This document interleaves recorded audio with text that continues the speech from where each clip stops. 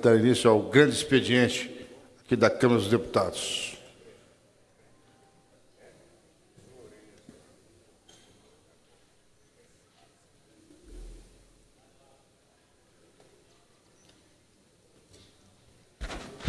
Meu boa tarde a todos e a todas. Queria cumprimentar fraternalmente os deputados e deputadas que estão aqui. E, senhor presidente, antes propriamente de falar do pronunciamento, fazer uma menção que no meu estado, Santa Catarina, no sul do estado, que é a terra dos meus pais, muitos parentes ainda vivem lá, particularmente a cidade de Tubarão, ontem foi surpreendida com um tsunami meteorológico, que foi um evento climático que causou estragos nas cidades do sul de Santa Catarina e, particularmente, no Balneário Rincão e perto de Araranguá também, nós tivemos veículos que que estavam na faixa de areia, foram atingidos pelas ondas e acabaram parando no mar, assustou todo o estado de Santa Catarina. É minha solidariedade. Infelizmente, uma criança morreu em Tubarão, vítima de uma queda de árvore, tamanha brutalidade desse evento meteorológico. Portanto, antes de mais nada, minha solidariedade ao povo catarinense, particularmente o povo do sul do estado. Senhor presidente, senhoras e senhores deputados, nesse pronunciamento desejo abordar a grave ameaça perpetrada pelos representantes das elites brasileiras contra o Estado democrático de direito e do bem-estar social, através do golpe em curso, pretendem impor o projeto neoliberal de espoliação e de concentração de riqueza, que, frise-se, e é importante frisar, foi rejeitado pelo voto popular nas últimas 4 eleições presidenciais. As reformas em curso anunciadas pelo governo golpista visam retroceder drasticamente direitos individuais, sindicais, trabalhistas e previdenciários. As proposições já protocoladas e anunciadas visam alcançar retrocessos que remontam às desigualdades do início do século passado. Critérios de justiça social no aumento da tributação que distribuam os ônus dos ajustes de forma mais justa entre os desiguais parcelas da sociedade, com maior contribuição daqueles que têm maior renda e patrimônio, sequer são consideradas. Em uma democracia, conquistas e direitos são ampliados, e em regimes ilegítimos e antidemocráticos são sordidamente reduzidos e usurpados. Nós precisamos falar sobre a PEC 241 de 2016. Tramita aqui, no Congresso Nacional, um dos mais duros ataques aos direitos e programas sociais assegurados e conquistados na Constituição Federal e ao papel do Estado de Bem-Estar Social. Trata-se da proposta de emenda constitucional número 241 de 2016, de origem do governo Michel Temer, que acrescenta dispositivo no ato das disposições constitucionais transitórias, estabelecendo novo regime fiscal, NRF, com o intuito de congelar os gastos públicos federais por 20 anos, com possibilidade de revisão da regra de fixação do limite a partir do 10º ano de vigência, período durante o qual os recursos públicos que deixarão de ser aplicados na área social serão drenados para pagamento dos juros e do principal da dívida.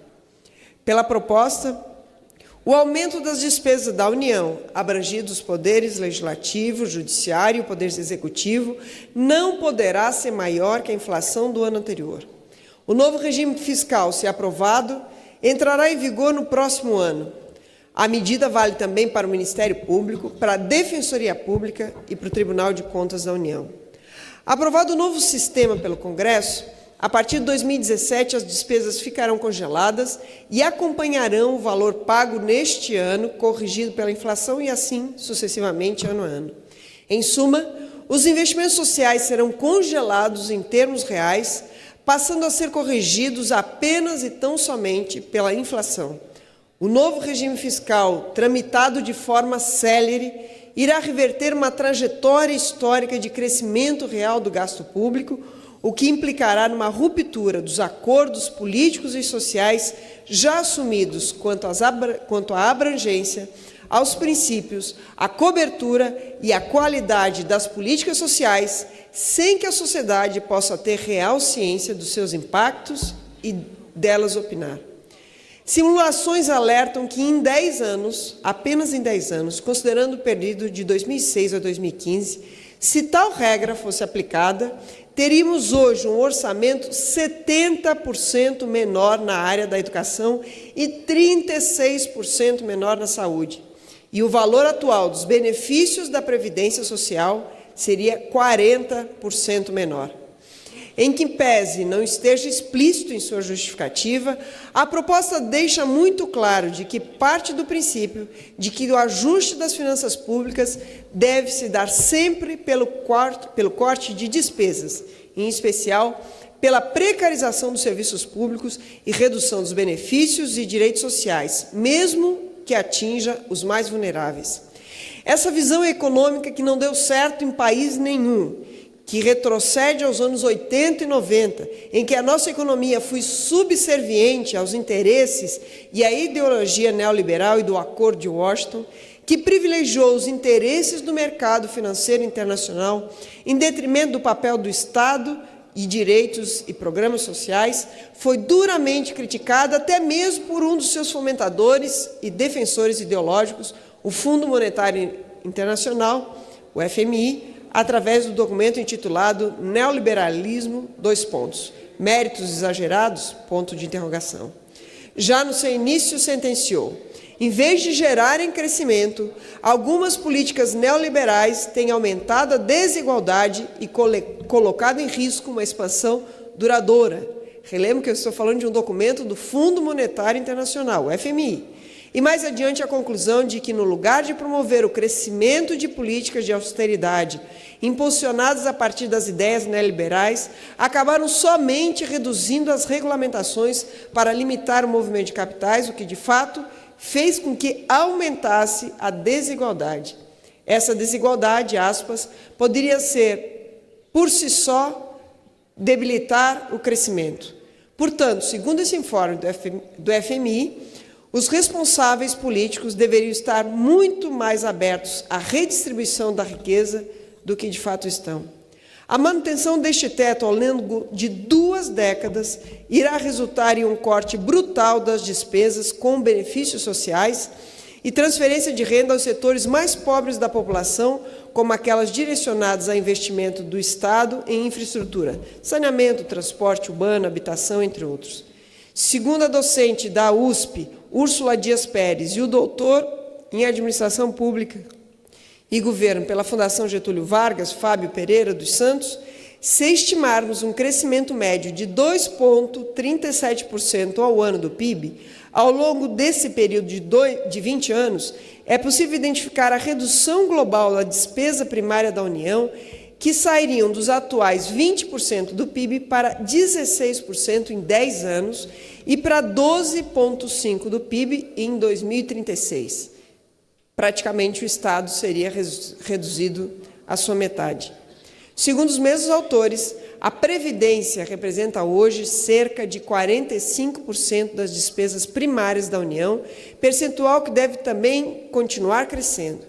As áreas de saúde e educação representam juntas aproximadamente 16% das despesas primárias federais, o que seria mantido. Em termos práticos, a PEC, se aprovada, resultará na real diminuição do gasto per capita e a consequência deteriorização dos serviços. Essa redução será ainda mais drástica e perversa se levarmos em consideração que os gastos sociais do Estado serão corrigidos apenas pelo critério do índice de inflação e não por demanda ou necessidade social, o que representará o fim de princípios caríssimos à Seguridade Social, como a solidariedade, a irredutibilidade dos vencimentos, a universalidade, dentre outros.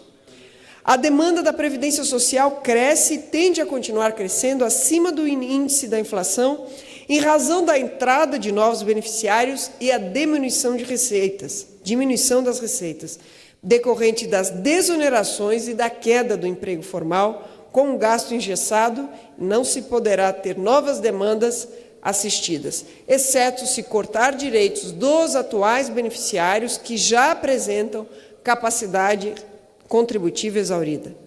A perversidade de se privilegiar o pagamento de juros e a amortização da dívida não está sujeito ao teto do gasto em desfavor dos beneficiários da Previdência Social trará graves reflexos também para a economia dos municípios, tendo por agravante o fato que, em mais de 70% dos municípios, estes valores superam o valor do Fundo da Participação e a própria arrecadação previdenciária.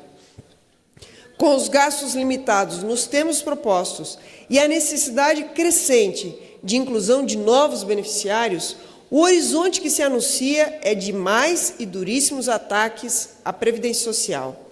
Estima-se que serão atingidos os atuais beneficiários e, com o redutor do benefício, possivelmente via corte do reajuste e a instituição de contribuição aos aposentados e pensionistas do INSS. A desvinculação entre o reajuste do piso do INSS e o salário mínimo, que já está em curso na própria PEC, os segurados que ainda não têm direito adquirido ou que não preencheram os requisitos para requerer aposentadoria poderão ter sua contribuição aumentada e o tempo de permanência em atividade ampliado, mesmo que haja regra de transição. Os futuros segurados terão regras bem mais severas e restritivas. Conforme alerta o analista político Antônio Augusto de Queiroz, aspas, no caso do servidor público, a situação poderá ser ainda mais drástica. Os atuais aposentados e pensionistas, além do congelamento do benefício durante a vigência da PEC, poderão ter que contribuir com a alíquota maior e sobre a totalidade do benefício.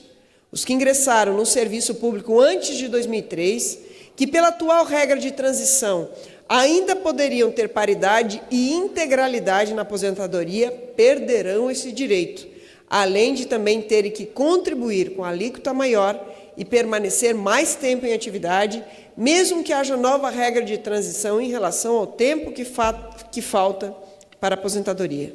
Portanto, senhoras e senhores, a aprovação da PEC 241 anuncia uma perversa reforma da Previdência, que atingirá ainda mais os atuais e futuros beneficiários e o mais importante instrumento de distribuição de renda e salvação para a economia de milhares dos municípios brasileiros, como já mencionei, 70% deles. Na área da saúde, o horizonte que se avizinha é de redução do atendimento e fim da cobertura universal do SUS, pois a drástica redução de investimentos de recursos públicos fatalmente irá comprometer o acesso a serviços como internação hospitalar, cirurgias complexas, tratamentos mais caros e medicamentos, fornecendo somente atenção básica a todos. Princípios caríssimos à sociedade brasileira no atendimento do SUS, como a universalidade, a integralidade e a igualdade no acesso a bens e serviços esculpidos na Constituição, a fim de assegurar sua ampliação e proteção, agora se encontram sob eminente ataque, podendo ter seu alcance drasticamente reduzido. Faculto a palavra à nossa deputada Marcivânia.